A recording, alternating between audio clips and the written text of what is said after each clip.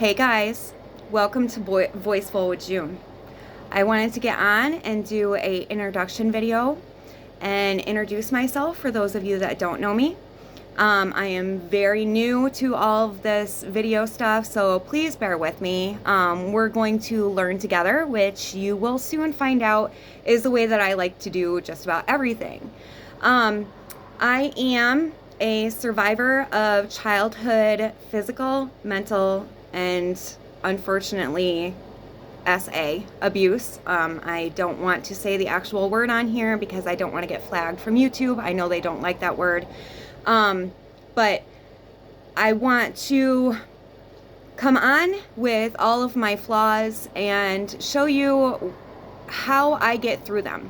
I'm not going to be one of these life coaches that gets on and pretends that I have all the answers, because I sure don't. I have been in trauma-informed therapy for 3 years now almost, and I have been diagnosed with complex PTSD, and I have a dissociative disorder that comes along with that. I also have anxiety, and depression that I deal with. But those are more symptoms of my PTSD. So the better I have my PTSD under control, the better the other symptoms get. After being in therapy for a little over a year, I decided that I was going to go and get my certification to be a trauma-informed life purpose coach. I have numerous trainings in trauma-informed throughout the entire spectrum, from infant straight up.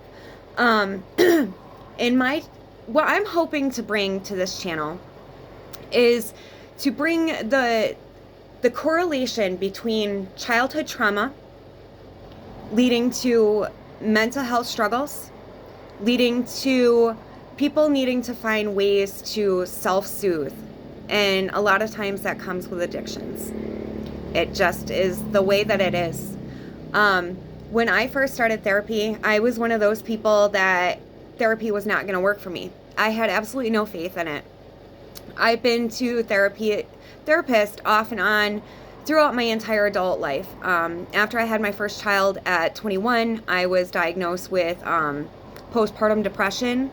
And after that, it was just kind of a thing. Every time that I would start getting into a slump, I would be sent back to the doctor, and they would once again diagnose me with depression and put me on medication, but it was never doing anything. So when I started with this trauma-informed therapist, and we had to go through this huge list of all of these questions, and it took quite a few sessions with all these different questionnaires that we were doing. We were talking, getting to know each other, and throughout all of that is how I received my diagnosis with complex PTSD. So the reason why I really wanted to do the awareness part, and what really got me more knowledgeable about just how little mental health is taken seriously, is I went to my first primary care doctor visit after I had received this diagnosis. Now, I've had health issues my entire adult life, and this doctor has been my primary doctor for quite a few years and is aware of all this stuff. So I went in and I sat down, and they did these questions about, do you feel safe in your home? Do you have any thoughts of harming yourself or others? Those questions that they're supposed to ask to show that they care. They want to make sure that your mental health is good. And I answered all of those questions. Everything was fine. And then I said, recently I was diagnosed with complex PTSD. This doctor that I have all the respect in the world for looked at me and asked if I had been to war. And I said no. They rolled their eyes at me and went about their business, never even put it in my chart, never did anything about this. So being that I was still so new in it, and I still felt a lot of shame and embarrassment with just even saying that I had a diagnosis that made me look weak. In my opinion at that time, I thought it made me look weak to have some kind of a mental health diagnosis. That's how I was raised. So I want to make sure that everyone feels like they belong somewhere. Because going through this battle, I had to do it pretty much on my own. I had one or two people that tried to help me, but I've also come to understand that mental health struggles, if it's not something that you struggle with yourself, it's very hard for you to understand where someone else is coming from with it. In times that I have a really bad emotional dysregulation episode where I'm kind of losing my patience for everything, my simmer pot is too overfull, I'm exploding. My husband had to really work at trying to figure out how to support me and how to make sure that he wasn't putting his own mental health in ways that would hurt him too. So there's so many things that I didn't realize go with mental health until I started getting into this journey. So I'm 42 years old and I'm just now realizing a healthier way to live my life. I'm now having to go through everything all over again and relearn it. Go back through, relearn thoughts that come automatically to my mind. Go back and relearn the way that I hold myself in my body, just to realize that I'm in a body. You know, do you ever feel like you're on such autopilot that you don't realize that those quick, shallow breaths that you're taking isn't enough to feed yourself? It's not enough to make your body function healthy. Do you guys forget to eat? Do you just not have the energy to eat? Do you guys find that these little tiny things really add up? Really, really add up. An example I can use for myself is I used to be very nitpicky about my home. Everything needed to be done in such a way, and it needed to be done in my way. If it wasn't done in my way, it was not right. And it caused a lot of issues, not only between my husband and I, but for myself in general, and then for my children. So I had my first child at 21 years old, but that wasn't my first child that I had raised. I am the oldest of 6 children. I started raising my siblings, 5 of my siblings, starting at the age of 13 or 14 is when I was really with them a lot.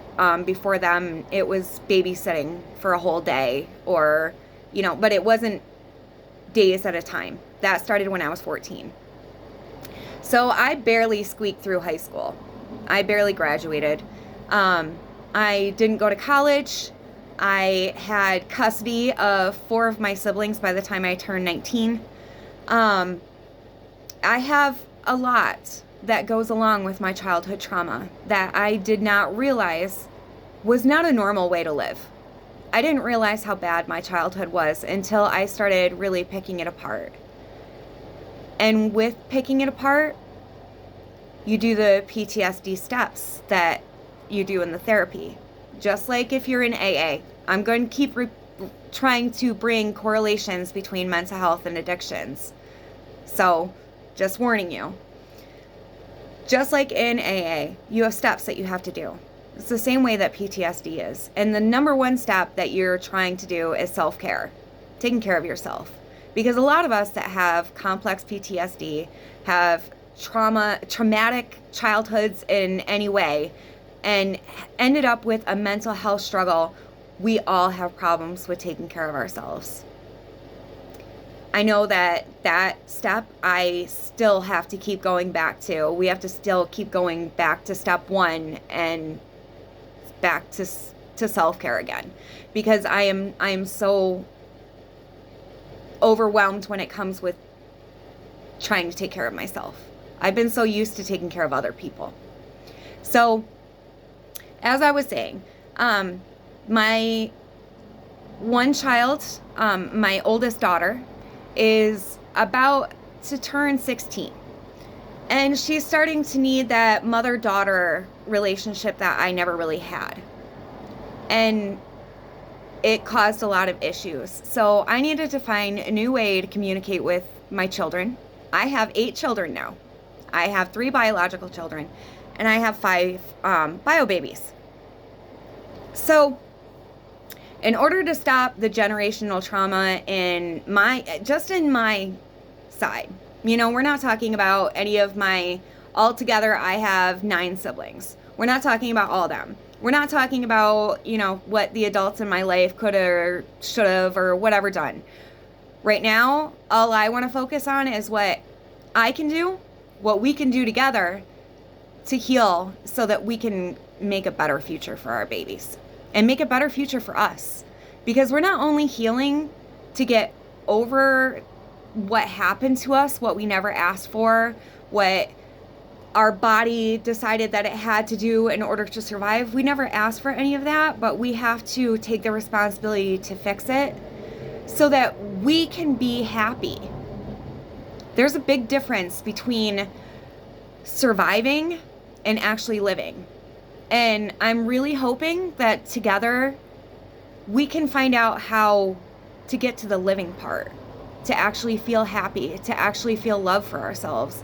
Even just feeling some kind of respect for myself some days is really horrible. It's a struggle. I know what it feels like to have that war inside your mind of the voices constantly telling you what you're doing wrong, constantly telling you that you could always do more, constantly telling you how much anyone else is better than you. I can understand it. I understand how much you just want it to stop.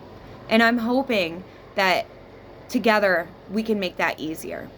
I know that the first big weight that I felt lifted off of myself was when I found my first YouTube video, and it was of another trauma survivor, childhood trauma survivor, and just them explaining to me how they felt. I felt so much better because I knew I wasn't alone. For so long, almost 40 years, I felt completely alone. I thought I was losing my mind. I didn't think I was going to get any better. It was just getting worse. The older I got, the worse that it got. So I started with a Facebook group, and it's kind of grown from there. And I've had a lot of people ask me to try and take the leap into YouTube. But like I said, I am not a professional. I kind of get to a decision and I say, okay, well, I'm just going to jump and we'll see how it goes. And I'm going to learn how to do it from here. So we can learn together. And I'm not going to come on here and always be completely put together. If you go and visit my Facebook group, it's called Coming Together for Mental Health. I will put the link in the comments below and feel free to join.